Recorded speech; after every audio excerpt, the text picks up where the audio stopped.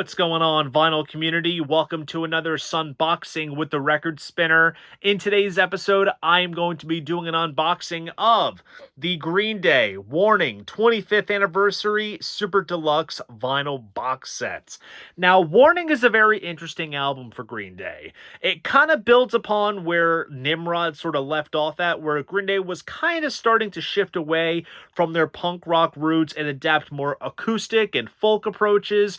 But what's interesting is lyrically, this kind of goes into more optimistic and inspirational territory than some of the more bleaker and dark sort of punk overtones that they were known for on their earlier albums.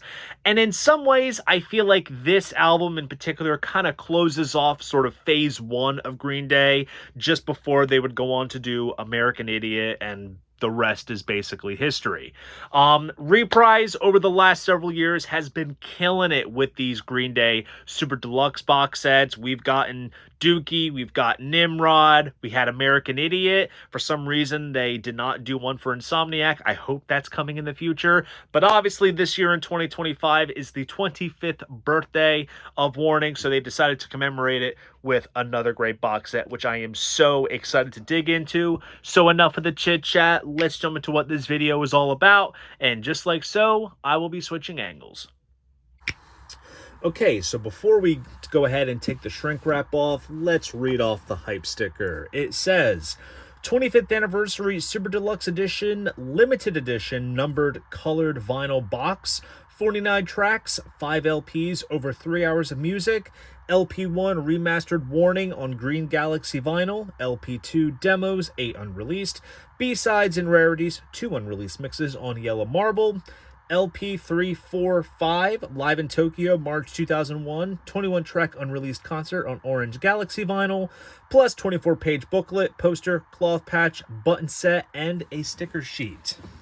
For what you get here in terms of audio content as well as goodies, I think the ratio is rather decent. So we'll go ahead and get this shrink wrap off.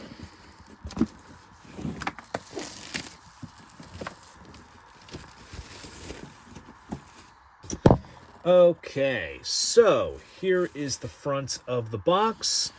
Nice bit of a spot varnish finish there with the sort of electrical sort of logo, and then the main text is sort of matte here, which is pretty nice. There's the spine, nice and big and bold. And then here is the back of the box, nice bit of design with the spot varnish along with the track list.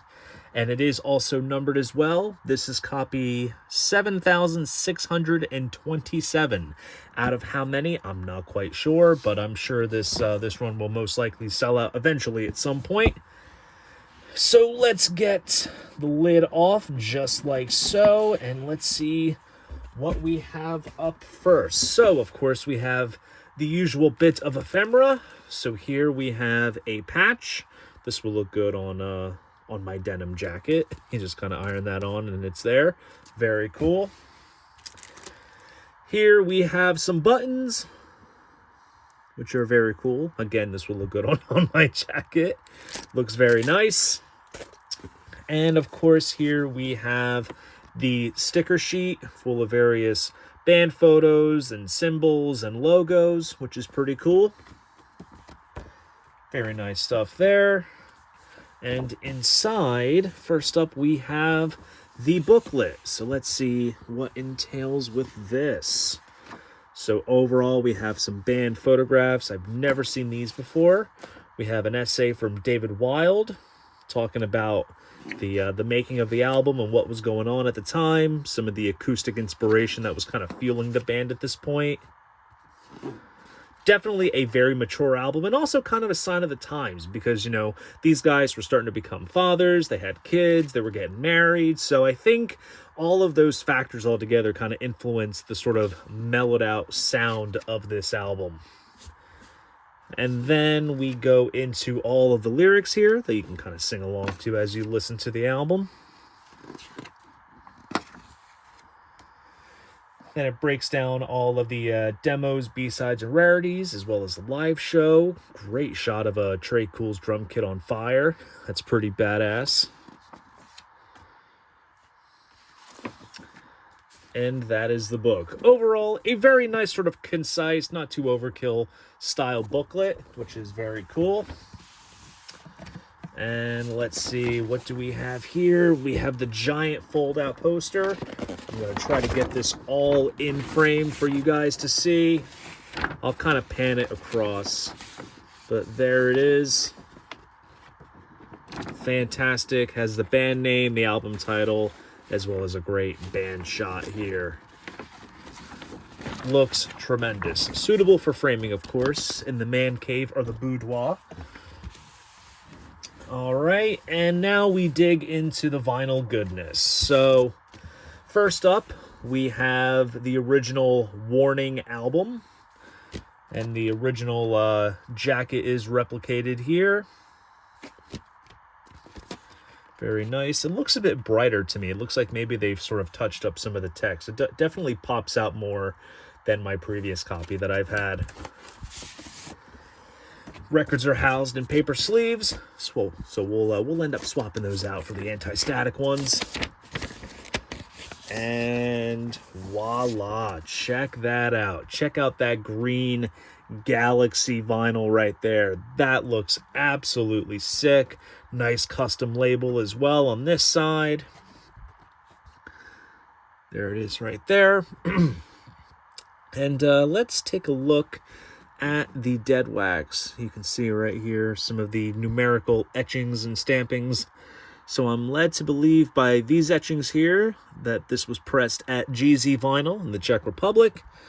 And in terms of mastering, see that JN-H Joe Nino Hernes at Sterling Sound did the mastering. And I'm trying to remember if he had done the American Idiot box set or some other Green Day vinyl pressings. I'm sure he has, and just in general with other stuff that he's done, he does tremendous work. So I'm sure this is going to sound very, very solid. And then, moving on, we have demos, B-sides, and rarities. So we have various demos and then other tracks that were recorded during the sessions that appeared as B-sides, some of which were on the Shenanigans compilation, as well as some tracks that ended up on the International Super Hits compilation as well. Overall, very good stuff. These should be very interesting to listen to, and to kind of match it up with the color of the band's name. It also reflects the vinyl, and here we have the yellow Galaxy vinyl here for the demos, rarities, and B-sides. This looks tremendous. I love how the extra bits of black mixed in really give it that marble Galaxy kind of look. That is really, really great. Also, one notable highlight on this LP of the B-sides and outtakes is their cover of the Ramones' Outsider, which I believe also appeared on the We're a Happy Family tribute album. So that appears here. So good stuff. And of course, I've been showcasing all the bits and pieces and goodies, but I haven't really had a chance to talk about the main album itself. I mean, for as acoustically driven as it is, I do love it when Green Day does tend to kind of strip back. I absolutely love Minority. The opening title track kind of borrows that riff of the Kinks picture book. Castaway is a good bit of fun. Waiting is great. Macy's Day Parade is wonderful. This is a rock solid record. And it's been a long time since I've last listened to this album, so it'll be a nice sort of revisit. Now we get to the live show from Tokyo. So this is live at the Makuhari Messe in Tokyo, Japan. I'm sorry if I mispronounced that. On March 18th, 2001, triple live album, which is great. Let's take a look at the track list here. Nice Guys Finish Last in the Castaway. Oh, hell yeah. Yeah, this track list looks absolutely awesome.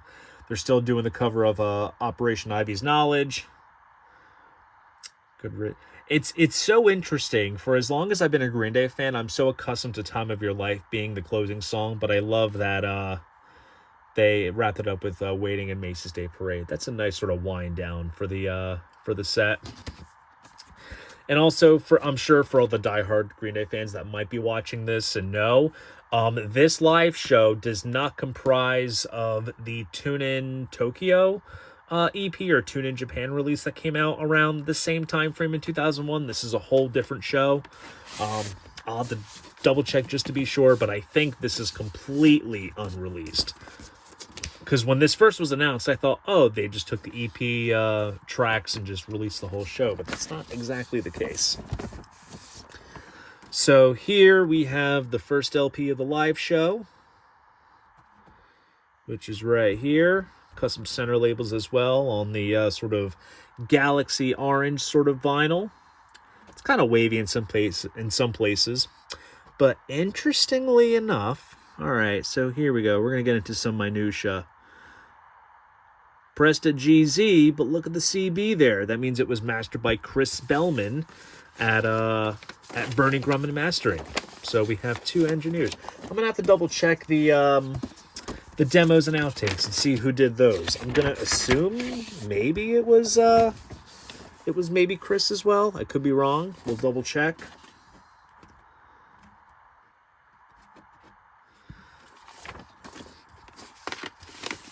But overall, LPs look pretty well pressed. Let's see what we're dealing with here. Yeah, that galaxy effect on this vinyl. Yeah, look at that. That looks absolutely sick. They really do go all out when it comes to the colored vinyl of these box sets. The most impressive ones have been Dookie with the splatter vinyl. And I believe American Idiot was also done on various types of split vinyl. Nimrod was like metallic silver. But yeah, it's really cool. But real quick, before we wrap up, let's take a look at the demos and outtakes, see who did the mastering. So Chris Bellman did the outtakes. So I'm led to believe just the Joe Nino Hernes cut is probably being released separately on its own as a standalone pressing. So that's widely available, but then all the box set exclusive stuff is all cut by Chris Bellman. Very interesting stuff, but nonetheless, I am really excited to dig into this set.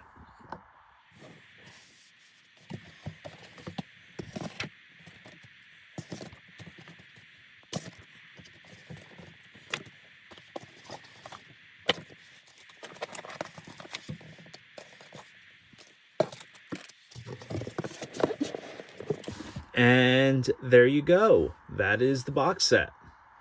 So there you guys go. That is my unboxing of the Green Day Warning 25th Anniversary Super Deluxe Vinyl Box Set. If you enjoyed this video, please go ahead, give it a like, and subscribe to the channel. See you guys in the next video, and most importantly, keep the records spinning.